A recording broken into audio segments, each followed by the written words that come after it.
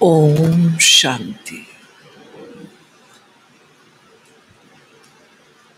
मीठे बच्चे, बाप आए हैं भारत को सैल्वेज करने।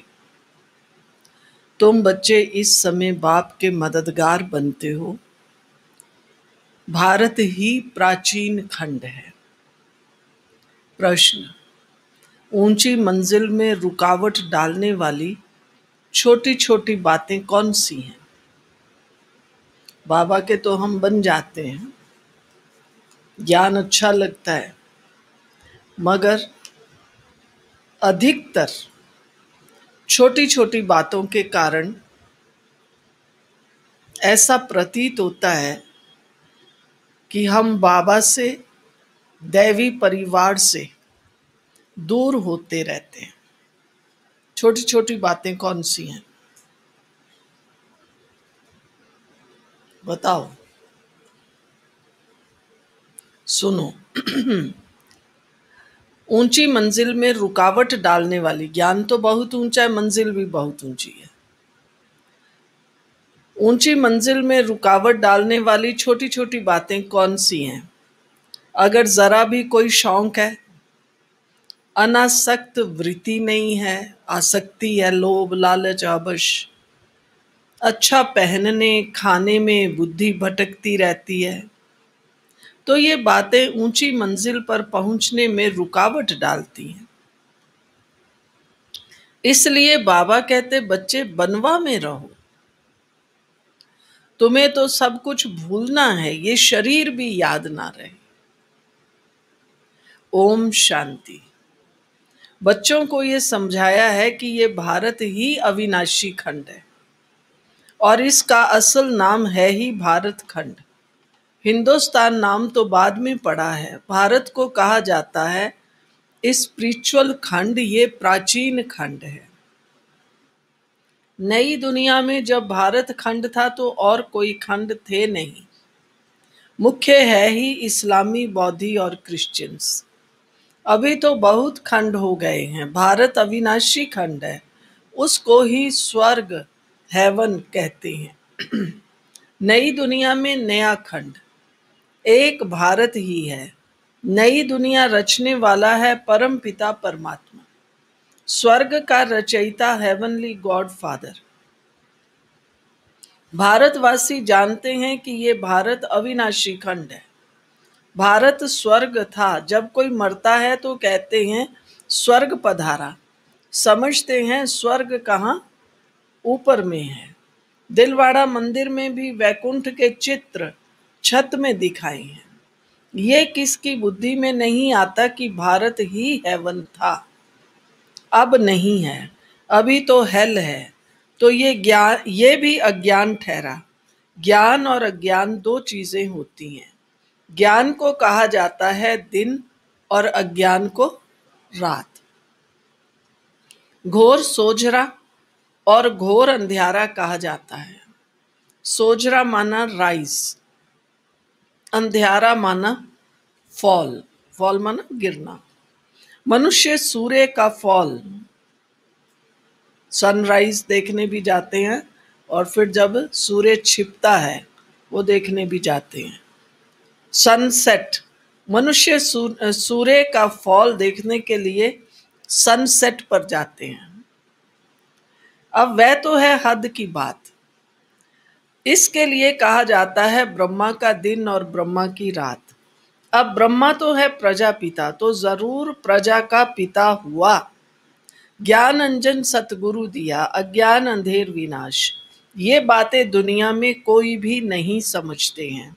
ये है नई दुनिया के लिए नई नॉलेज। हेवन के लिए हेवनली गॉड फादर की नॉलेज चाहिए। गाते भी हैं, फादर इज नॉलेजफुल, तो टीचर हो गया। नॉलेजफुल है, ज्ञान है, तो टीचर हो गया। फादर को कहा ही जाता है पतित पावन, और कोई को पतित पावन कह नहीं सकते। श्री कृष्ण को भी नहीं कह सकते। फादर तो सबका एक ही है। श्री कृष्ण तो सबका फादर है नहीं। वह तो जब बड़ा हो, शादी करे, तब एक दो बच्चे का बाप बनेगा। राधा कृष्ण को प्रिंस प्रिंसेसेस कहा जाता है। कभी स्वयंवर भी हुआ होगा। शादी के बाद ही माँ बाप बन सकते हैं। उनको कभी कोई वर्ल्ड गॉड फादर कह नहीं सकते। समझा? भगवान को तो वर्ल्ड गॉड फादर कहते हैं, लेकिन बाबा कहते हैं श्री कृष्ण को वर्ल्ड गॉड फादर कह नहीं सकते। वर्ल्ड गॉड फादर सिर्फ एक ही निराकार बाप को कहा जाता है। ग्रेट ग्रेट ग्रैंड फादरशिप बाबा को नहीं कह सकते। ग्रेट ग्रेट ग्रैंड फादर है प्रजापिता ब्रह्मा। उनसे बरादरी निकलती है। वह इनकॉर्पोरियल गॉड फादर निराकार आत्माओं का बाप है। निराकारी आत्माएं जब यहाँ शरीर में हैं तब भक्ति मार्ग में पुकारती हैं। ये सब तुम नई बातें सुनते हो, यथार्थ रीति कोई भी शास्त्र में नहीं है। बाप कहते हैं मैं सन्मुख बैठ तुम बच्चों को समझाता हूँ, फिर ये ज्ञान सारा गुम हो जाता है। फिर जब बाप आए तब आकर यथार्थ ज्ञान सुनाए। बच्चों को ही सन्मुख समझाकर वर्षा देते हैं, फिर बाद में शास्त्र बनते हैं। यथार्थ तो बन ना सके, क्योंकि सच की दुनिया ही खत्म हो, झूठ खंड हो जाता है। झूठ तो झूठी चीज ही होगी। जब झूठी चीज ही होगी, क्यों द्वापर से झूठी चीज क्यों है? क्योंकि उतरती कला होती है। जब गिरावट में आएगा तो फिर रियल नहीं रहेगा, आर्टिफिशियल हो जाएगा। सच से तो चढ़ती कला होती है। भक्ति है रात अंधियारे में ठोकर खानी पड़ती है। माथा टेकते रहते हैं। ऐसा घोर अंधियारा है, मनुष्यों को तो कुछ भी पता नहीं रहता। दर दर धक्के खाते रहते हैं। इस सूर्य का भी राइज और फॉल होता है। तो बच्चे जाकर देखते हैं, अब तो तुम बच्चों को ज्ञान सूर्य का उदय होना देखना है। आबू में जब पहले हम लोग माउंट में ही रहते थे ना, तो माउंट में 2 पॉइंट हैं जहाँ से सनसेट देख सकते हैं, एकदम सूर्य कैसे छिपता है। अधिकतर आप देखेंगे लोग सनसेट ही देखने जाते हैं, जबकि भक्ति में ये भी मानते हैं कि छिपता सूर्य नहीं देखना चाहिए। और ये कलयुग है ना, विपरीत बुद्धि। जहाँ जाएंगे सनसेट देखने जाएंगे। कभी सोचा है क्यों? क्योंकि सवेरे जल्दी उठ नहीं सकते हैं। जल्दी उठेंगे तब तो सनराइज देखेंगे, नहीं तो सनराइज कैसे देखेंगे? और सनराइज का दृश्य हम लोग एक बार काठमांडू गए थे। वहां पोखरा में एक पॉइंट है सनराइज का, और उसमें आपको 4 बजे ही चला जाना होता है। 4:30 5 बजे इतना सुंदर प्यारा दृश्य, इतना आपको लगेगा हम एकदम अपना मूल वतन सूक्ष्म वतन में बैठे, क्योंकि वहाँ पहाड़ियाँ हैं, पहाड़ है, ऊंचे ऊंचे हिमालय है ना। सूर्य जब चढ़ता है तो मान लो इधर से ऐसे थोड़ा चढ़ रहा है, तो उसका रिफ्लेक्शन इधर के पहाड़ पे पड़ रहा है, तो ऐसा लगता है ये पहाड़ जैसे सूर्य को नमस्कार। प्रकृति इतनी प्यारी, इतनी सुंदर है। और फिर जैसे ही वो चढ़ता चढ़ता ऐसे ऊपर आता है दूसरी पहाड़ी पर भी, तो ऐसा लगता है ये पहाड़ी भी सूर्य को नमस्कार कर रहे हैं। और वो सनराइज पॉइंट देखने के लिए भी लोग पहुंचते हैं, पर 4 बजे ही वहां चले जाना होता है, जगह ही नहीं मिलती है। तो बाबा कहते हैं बच्चे, इस सूर्य का भी राइज और फॉल होता है, ये जो दुनिया में है। तो बच्चे जाकर देखते हैं। अब तो तुम बच्चों को ज्ञान सूर्य का उदय होना देखना। अब आपने वो दुनिया वाला, आप कहीं सोचेंगे आज की बात सुन के कि हमने तो कभी सनसेट देखा नहीं, सनराइज देखा नहीं। कोई बात नहीं है, लेकिन ये ज्ञान सूर्य कैसे चढ़ता है, कैसे आकर दुनिया का, उससे सनराइज और सनसेट से तो किसी का कल्याण नहीं होता है। मनुष्य का मनोरंजन जरूर है, लेकिन इससे हमारे जीवन ही बदल जाता है। अब तो तुम बच्चों को ज्ञान सूर्य का उदय होना देखना है। Rise of Bharat, downfall of Bharat. Bharat ऐसे डूबता है जैसे सूर्य डूबता है। अभी डूब गया है ना भारत। सत्यनारायण की कथा ये दिखाते हैं, भारत का बेड़ा नीचे चला जाता है, फिर बाप आकर उनको सैल्वेज करते हैं। तुम इस भारत को फिर से सैल्वेज करते हो, बचाते हो, मुक्त करते हो। ये तुम बच्चे ही जानते हो। तुम निमंत्रण भी देते हो। नव निर्माण प्रदर्शनी भी नाम ठीक है। नई दुनिया कैसे स्थापन होती है उसकी प्रदर्शनी चित्र द्वारा समझानी दी जाती है, तो वही नाम चला आए तो अच्छा है। नई दुनिया कैसे स्थापन होती है, वह राइज कैसे होती है, ये तुम दिखाते हो।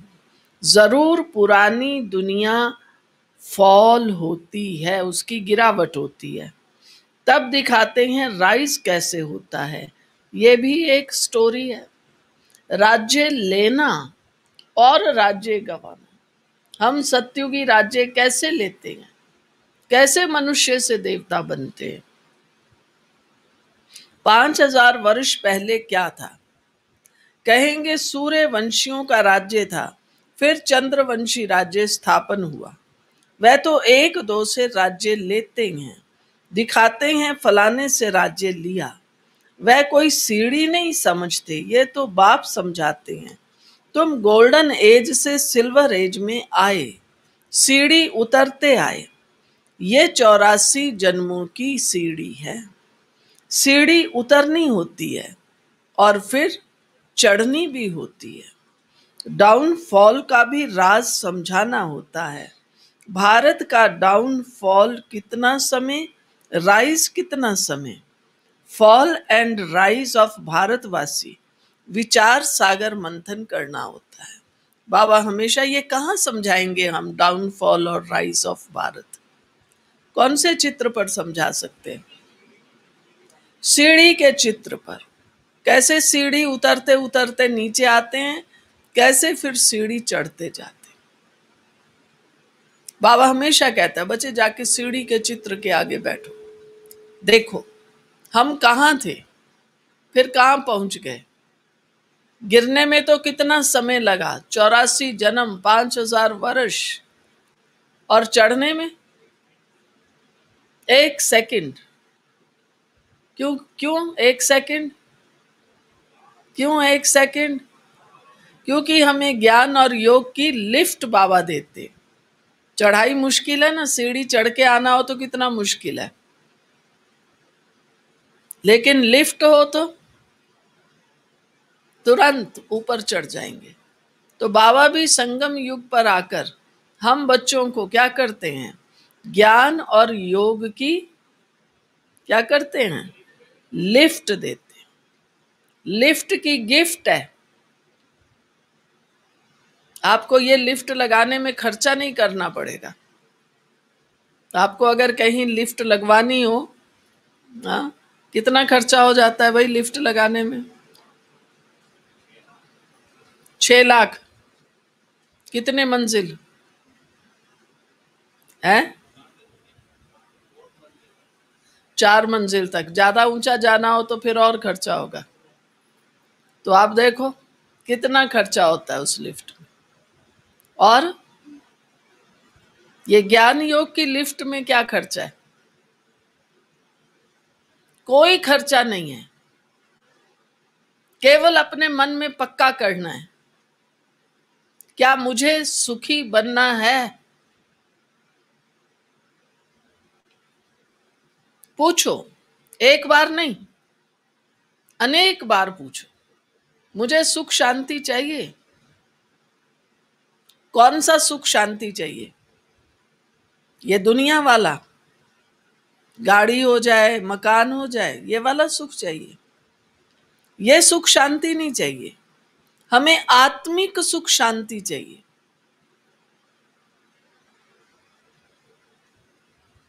अति इंद्रिय सुख चाहिए। वो भटकने से नहीं मिलेगा। कोई कोई तो ज्ञान में आने के बाद भी भटकते रहते हैं, इधर उधर उधर उधर। बाबा के बच्चे हैं, सच्चे दिल से बाबा का बनकर अपना मन बुद्धि बाबा में लगाओ। समस्याएं कितनी भी हों, बाबा हमें टच करेंगे, राह दिखाएंगे। ऐसा हो ही नहीं सकता है कि हम सच्चे दिल से बाबा को याद करें और बाबा हमें राह ना दिखाए, ऐसा नहीं हो सकता। लेकिन निश्चय हो और दिल की सच्चाई से आप बाबा को याद करो। दुनिया वाली होशियारी करेंगे तब तो फिर कोई ठिकाना नहीं है। तो आज बाबा यही कह रहे हैं, विचार सागर मंथन करना होता है। पूछो अपने आप से, मुझे सुख शांति चाहिए, कौन सा सुख शांति चाहिए? सच्ची राह सुख शांति की कौन सी है? मनुष्यों को टेम्पटेशन में कैसे लाएं, फिर निमंत्रण भी देना है। भाइयों बहनों आकर समझो, बाप की महिमा तो पहले बतानी है। शिव बाबा की महिमा का एक बोर्ड होना चाहिए। पतित पावन, ज्ञान का सागर, पवित्रता, सुख शांति का सागर, संपत्ति का सागर, सर्व का सदगति दाता, जगत पिता, जगत शिक्षक, जगत गुरु शिव बाबा से आकर अपना सूर्यवंशी चंद्रवंशी वर्षा लो। आजकल तो शिव बाबा का चित्र ही बनाते हैं ना, किरणों वाला। कितनी किरणें हैं उसमें? हाँ,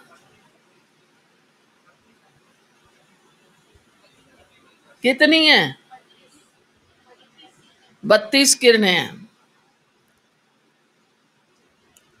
अब आप शिव बाबा के चित्र के आगे ही बैठ जाओ, पढ़ते रहो। दिव्य बुद्धि दाता है, गति सदगति दाता है, मनुष्य को देव बनाने वाला है। एक एक महिमा को पढ़ो, फिर रुको, महसूस करो बाबा मुझे क्या बना रहा है। कल बाबा ने कहा था ना, कल परसों, कि मैं बच्चों का श्रृंगार करता हूं। श्रृंगार करके बाबा मुझे क्या बनाते हैं? मनुष्य से देव बनाते हैं। वाह बाबा! तो जब उसकी महिमा पढ़ने का मतलब कोई हमें बुक की तरह नहीं फटाफट पढ़ लिया, ऐसे नहीं। एक एक पढ़ो, उसको फील करो। तो बाबा ने कहा है, तो मनुष्यों को बाप का पता पड़े। बाप की और श्री कृष्ण की महिमा अलग अलग है।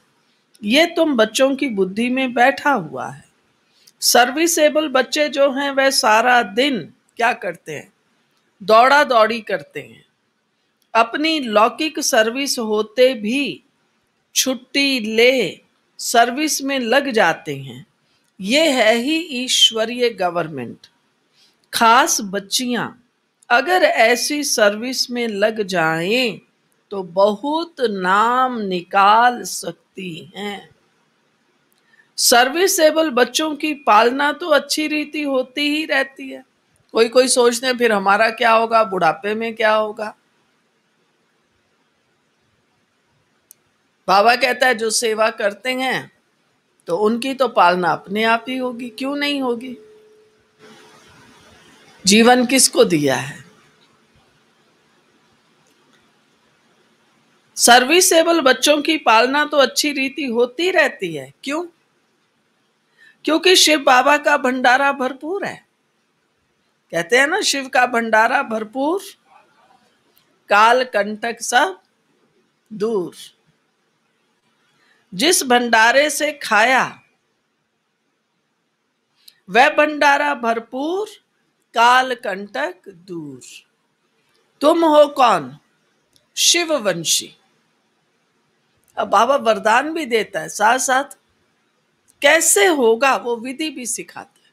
अब सारा दिन इस कॉन्शियस में, इस स्मृति में रहो, मैं शिववंशी हूं, शिव बाबा का बच्चा हूं, मेरी डोरी बाबा के हाथ में है। ऐसे मस्त रहो। वह रचता है, ये रचना है। बाबुल नाम बहुत मीठा है। शिव साजन भी तो है ना। शिव बाबा की महिमा ही अलग है। निराकार अक्षर लिखने से समझते हैं कि उनका कोई आकार नहीं है। बिलवेड मोस्ट शिव बाबा है। परम प्रिय तो लिखना ही है। इस समय लड़ाई का मैदान उनका भी है तो तुम्हारा भी है। शिव शक्तियां नॉन वायोलेंट गाई जाती हैं, परंतु चित्रों में देवियों को भी हथियार दे हिंसा दिखा दी है। वास्तव में तुम योग अथवा याद के बल से विश्व की बादशाही लेते, हथियारों आदि की कोई बात ही नहीं है। गंगा का प्रभाव बहुत है, बहुतों को साक्षात्कार भी होगा। भक्ति मार्ग में समझते हैं गंगा जल मिले तब उद्धार हो, इसलिए गुप्त गंगा कहते रहते हैं। कहते हैं बाण मारा और गंगा निकली, गौमुख से गंगा दिखाते हैं। तुम पूछेंगे तो कहेंगे गुप्त गंगा निकल रही है। त्रिवेणी पर भी क्या करते हैं, सरस्वती को गुप्त दिखाया है। मनुष्यों ने तो बहुत बातें बना दी हैं, यहां तो एक ही बात है, सिर्फ अलफ, बस एक बाबा को याद करो।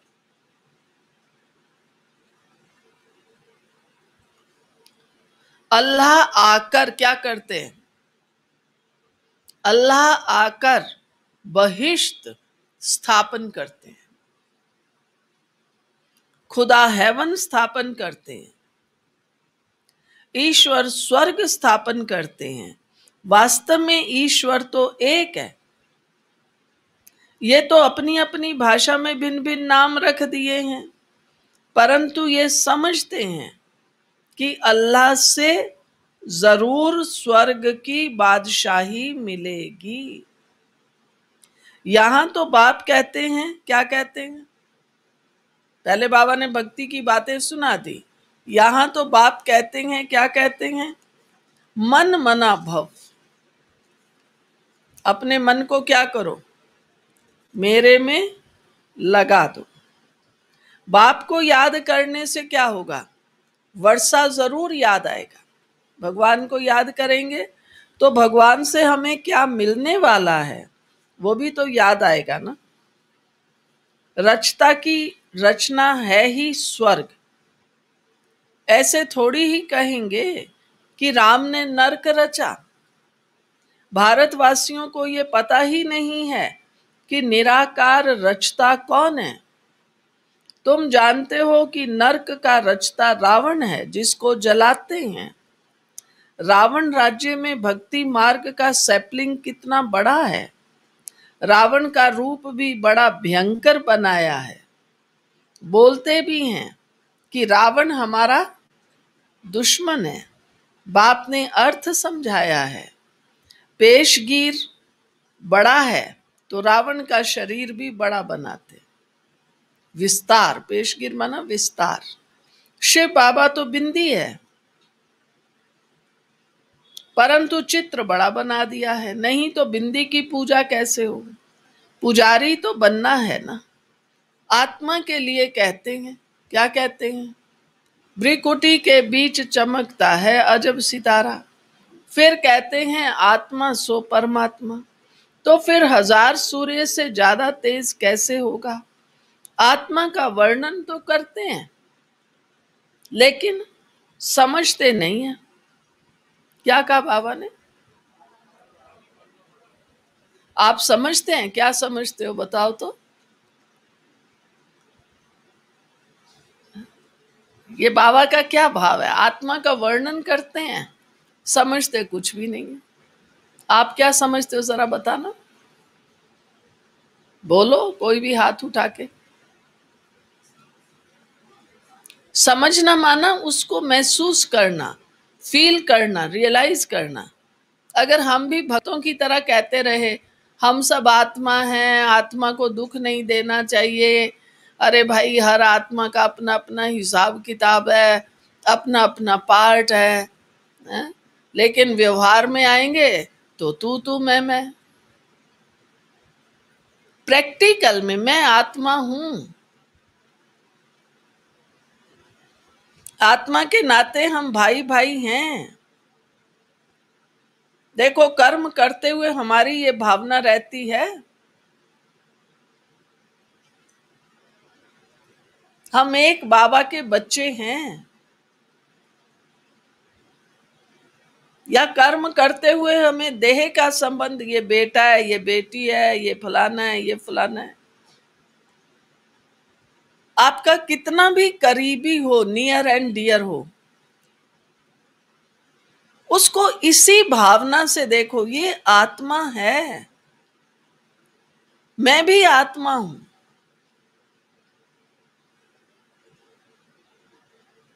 अपने को भी देखो, मैं आत्मा हूं। तब कहेंगे हमने समझा। तो हम सब ने समझा, समझा, ऐसे समझते हैं कर्म करते हुए। ये अभ्यास करते रहिए। अगर परमात्मा 1000 सूर्य से तेज हो तो हर एक में प्रवेश कैसे करे? कितनी अयथार्थ बातें हैं, गलत बातें हैं, जो सुनकर क्या बन पड़े हैं। कहते हैं आत्मा सो परमात्मा, तो बाप का रूप भी ऐसा होगा ना। परंतु पूजा के लिए बड़ा बनाया है, पत्थर के कितने बड़े बड़े चित्र बनाते हैं, जैसे गुफा में बड़े बड़े पांडव दिखाए हैं, जानते कुछ भी नहीं। ये है पढ़ाई। धंधा और पढ़ाई अलग अलग है। बाबा पढ़ाते भी हैं, धंधा भी सिखाते हैं। बोर्ड में भी पहले बाप की महिमा होनी चाहिए, बाप की फुल महिमा लिखनी है। ये बातें तुम बच्चों की भी बुद्धि में नंबरवार पुरुषार्थ अनुसार आती हैं। बाबा तो समझाते हैं, फिर हम कितना समझते हैं, कितना अभ्यास करते हैं। जब बाबा कहता है ना नंबरवार पुरुषार्थ अनुसार, उसका मतलब है हम अभ्यास कितना करते हैं, प्रैक्टिकल में हम कितना लाते हैं। इसलिए महारथी घोड़ेसवार कहा जाता है। हथियार आदि की कोई बात नहीं है, बाप बुद्धि का ताला खोल देते हैं। ये गोदरेज का ताला कोई खोल ना सके। बाप के पास मिलने आते हैं तो बाबा बच्चों से पूछते हैं आगे कब मिले हो, इस जगह पर इस दिन कब मिले हो। तो बच्चे कहते हाँ बाबा 5000 वर्ष पहले मिले थे। अब ये बातें ऐसे कोई पूछ ना सके, दुनिया में तो कोई पूछता ही नहीं है। कितनी गुहे समझने की बातें हैं, कितनी ज्ञान की युक्तियां बाबा समझाते हैं, परंतु धारणा नंबरवार होती है। शिव बाबा की महिमा अलग है और ब्रह्मा विष्णु शंकर की महिमा अलग है। हर एक का पार्ट अलग अलग है, एक ना मिले दूसरे से। ये अनादि ड्रामा है, वही फिर रिपीट होगा। अभी तुम्हारी बुद्धि में बैठा हुआ है हम कैसे मूल वतन में जाते हैं। फिर आते हैं पार्ट बजाने के लिए, जाते हैं वाया सूक्ष्म वतन। आने समय सूक्ष्म वतन नहीं है। सूक्ष्म वतन का साक्षात्कार कभी किसी को होता ही नहीं। सूक्ष्म वतन का साक्षात्कार करने के लिए कोई तपस्या नहीं करते हैं, क्योंकि उनको कोई जानते ही नहीं है। सूक्ष्म वतन का कोई भक्त थोड़ी ही होगा। सूक्ष्म वतन अभी रचते हैं, वाया सूक्ष्म वतन जाए फिर नई दुनिया में आएंगे। इस समय तुम वहां आते जाते रहेंगे। सुना, संगम युग पर ही सूक्ष्म वतन की रचना होती है। मूल वतन परम धाम, और फिर है सूक्ष्म वतन जहां 3 देवता ब्रह्मा विष्णु शंकर रहते हैं, और फिर है ये स्थूल वतन। ये है 3 दुनिया। अब हम आत्माएं सब वापिस अपने घर जाती हैं तो वाया सूक्ष्म वतन होके जाती हैं, लेकिन जब आएंगे तो सूक्ष्म वतन नहीं होगा। चारों युगों में सूक्ष्म वतन नहीं रहता है। आत्मा सीधा परम धाम से यहां नीचे आ जाती है। तो बाबा आज यही समझा रहे हैं, इस समय तुम वहां आते जाते रहते हो। अब इस समय कैसे आते जाते रहते हैं? जो ध्यानी आत्माएं जाती हैं, बाबा को भोग लगाते हैं, कुछ देखते हैं, तो वो सब कहाँ देखते हैं? मूल वतन में तो कुछ है ही नहीं। आगे जब हम लोग शुरू शुरू में ज्ञान में आए ना, तो कहते थे आत्मा परम धाम में कैसी है? अंडे मिसल, जैसे एक टोकरी में अंडे पड़े हुए हैं, उनको क्या फीलिंग है?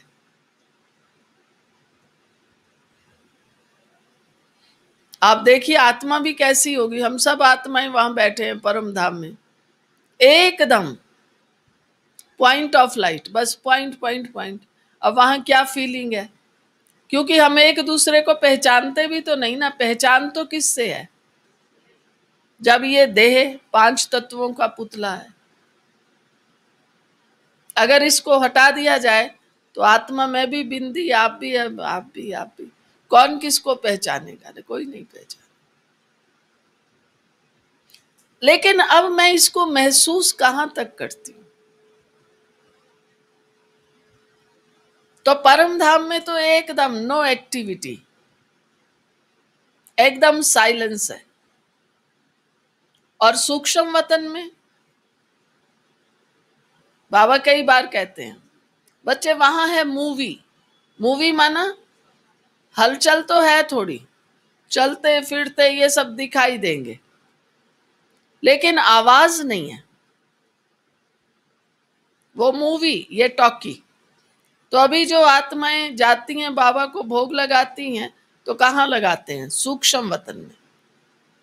तो बाबा यही समझा रहे हैं, इस समय तुम वहां आते जाते रहते हो, तुम्हारी सगाई हुई है, ये पियर घर है।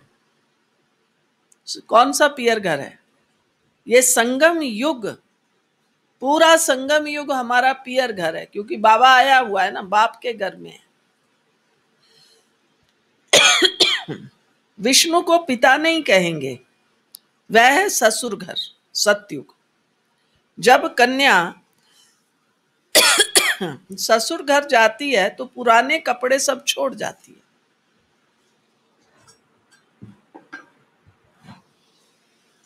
तो ये पुरानी दुनिया को ही छोड़ देते हैं। हम भी जब सतयुग में जाएंगे तो क्या करेंगे? ये सारे देह के संबंध, देह सब यही छोड़ के जाएंगे ना। ये गली सड़ी देह तो साथ नहीं ले जाएंगे। तो बाबा ने कहा है, क्या करो फिर? तुम पुरानी दुनिया को ही छोड़ देते हो। अब देखो, है मेरे अंदर इतना वैराग है, तुम्हारे और उनके बनवा में कितना फर्क है। शादी से पहले भी वो करते हैं ना, लड़की को शायद पुराने कपड़े पहनाते हैं। तुमको भी बहुत अनासक्त रहना चाहिए, देह अभिमान तोड़ना है। ऊंची साड़ी पहनेंगे तो झट देह अभिमान आ जाएगा। नया नया कपड़ा होगा, कोई जरा महंगा पहन, अब सिंपल सा सूती सा कपड़ा पहना होगा, कोई परवाह ही नहीं है। और थोड़ा जरा ज्यादा वो पहना होगा तो सारा टाइम भाई कहीं अटक ना जाए, कुछ लग ना जाए। तो बाबा ने कहा ऊंची साड़ी पहनेंगे तो झट दे अभिमान आ जाएगा, मैं आत्मा हूं ये भूल जाएगा। इस समय तुम हो ही बनवा में। बनवा और वानप्रस्थ एक ही बात है। शरीर ही छोड़ना है। अब सुनो ध्यान से। हाँ, बाबा ने गहरी बात पर बड़े फन्नी वे से बच्चों को समझाई है। शरीर ही छोड़ना है तो साड़ी नहीं छोड़ेंगी क्या माताएं? इसका मतलब हम सफेद कपड़ा पहनना ही नहीं चाहते हैं, और जब मर जाएंगे तो पता नहीं कौन। अब आज तो समय ऐसा आ गया है कि कोई हमारे पर कफन भी नहीं डालेगा। डालेगा? इतना भयानक समय आ गया। और अभी भी हमको लगता है नहीं, सफेद लोग क्या कहेंगे, रंगीन। अरे योगी बनो, अब ये हमारी परीक्षा है।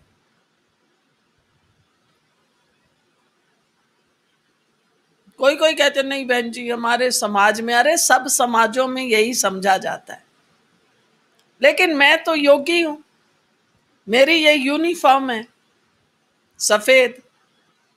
हम सेंटर पर आते हैं, कम से कम जब सेंटर पर आते हैं, घर में रंगीन पहनो, सेंटर पर आते हैं व्हाइट पहन के आओ। आपको नशा चढ़ेगा, लोग कहेंगे अरे बड़े आज तो आप सफेद चकाचक फरिश्ते बन के जा रहे हो। बोलो हाँ, हम फरिश्ता बनने की पढ़ाई पढ़ रहे हैं, भगवान हमें पढ़ाने आएगा। तो बाबा ने कहा है शरीर ही छोड़ना है। जब ये शरीर छोड़ देंगे ना, तो आपके हाथ कान नाक में जो कुछ डला हुआ है ये साथ जाने देंगे? फटाफट उतारेंगे, कहेंगे पहले ये उतार लो। शरीर ही छोड़ना है तो साड़ी नहीं छोड़ेंगी क्या? हल्की साड़ी मिलती है तो दिल ही छोटी हो जाती है। इसमें तो खुशी होनी चाहिए, अच्छा हुआ जो हल्का वस्त्र मिला। अच्छी चीज को तो संभालना पड़ता है। ये पहनने खाने की छोटी छोटी बातें भी ऊंची मंजिल पर पहुंचने में अटक डालती हैं। मंजिल बहुत बड़ी है।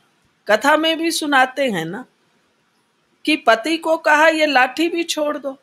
बाप कहते हैं ये पुराना कपड़ा, पुरानी दुनिया, सब खलास होनी है। वो एक कोई कहानी सुनाते हैं, एक सन्यासी बनने चला, सब कुछ छोड़ दिया। जब सब छोड़ दिया तो उसने एक लाठी हाथ में रख ली कि भाई जाते हैं, अब घर बार तो छोड़ के जा रहे हैं, पता नहीं कहाँ रहेंगे, कहाँ खाएंगे, कहाँ सोएंगे। कभी रास्ते में कोई कुत्ता बिल्ली तो जरा लाठी तो होनी चाहिए। तो घर वालों ने कहा भाई तू जा ही रहा है तो ये लाठी भी क्यों ले जा रहा है, इसको भी छोड़। माना कोई भी सहारा नहीं रखना है। मेरा सहारा कौन है? बाबा।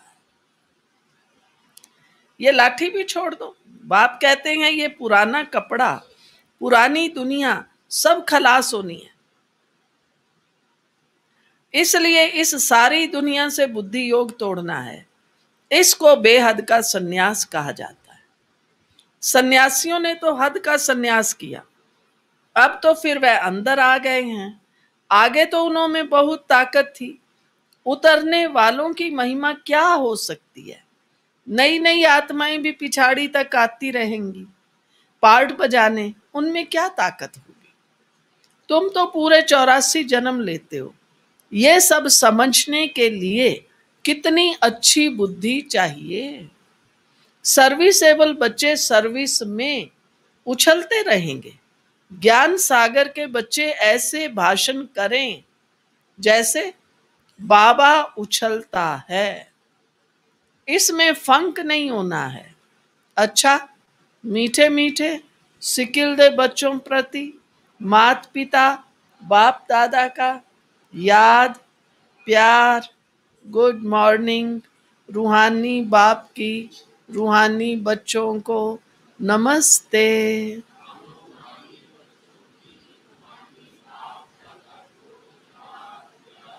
और नमस्ते। मुख्य सार, बुद्धि से बेहद का सन्यास करना है। वापिस घर जाने का समय है। इसलिए पुरानी दुनिया, पुराने शरीर से अनासक्त रहना है। ड्रामा की हर सीन को देखते हुए सदा हर्षित रहना है। वरदान, अपनी हाईएस्ट पोजीशन में स्थित रहकर हर संकल्प, बोल और कर्म करने वाले, हर संकल्प, बोल और कर्म करने वाले संपूर्ण निर्विकारी भव। हमारी हाईएस्ट पोजीशन कौन सी है? हम ऊंचे थे ऊंचे, आप कहेंगे ना हमें ज्यादा ज्ञान नहीं है। अरे इतना तो याद रखो, मैं ऊंचे थे ऊंचे बाबा की बच्ची हूं। बाबा कितनी बार कहता है राजा का बच्चा कौन होगा? भिखारी। राजकुमार राजकुमारी तो होंगे। मैं ऊंचे थे ऊंचे भगवान का बच्चा हूं। मैं कैसा हूं? मैं भी भगवान का बच्चा, मास्टर भगवान। देवताओं को देखो क्या कहते हैं, लक्ष्मी नारायण सीताराम, ये जो मंदिर है जाएंगे लोग कहते हैं भगवान का मंदिर है, भगवान माना भाग्यवान का मंदिर है।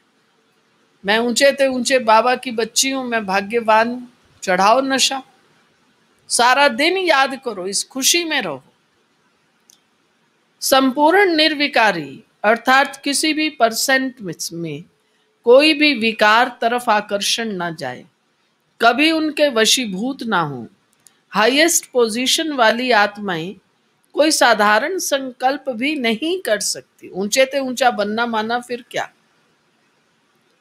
संकल्प भी नहीं कर सकती। तो जब कोई भी संकल्प व कर्म करते हो तो चेक करो, जैसा ऊंचा नाम वैसा ऊंचा काम है। हूं तो मैं ऊंचे ते ऊंचे बाप की बच्ची हूं, और कर्म फालतू बातें करना, तेरी मेरी करना, लड़ना झगड़ना, गाली गलोच करना, मारना पीटना, झूठ सच बोलना, ये किसका लक्षण है? ये ऊंचे ते ऊंचे बाप के बच्चों का लक्षण है क्या? नहीं। तो सारा दिन चेक करो। तो जब कोई भी संकल्प व कर्म करते हो तो चेक करो, जैसा ऊंचा नाम वैसा ऊंचा काम है। अगर नाम ऊंचा काम नीचा तो नाम बदनाम करते हो। इसलिए लक्ष्य प्रमाण लक्षण धारण करो, तब कहेंगे संपूर्ण निर्विकारी होलिएस्ट आत्मा। स्लोगन, कर्म करते करण करावन हार बाप की स्मृति रहे।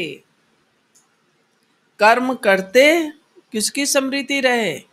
करण करावन हार बाप की स्मृति रहे, तो स्व पुरुषार्थ और योग का बैलेंस ठीक रहेगा।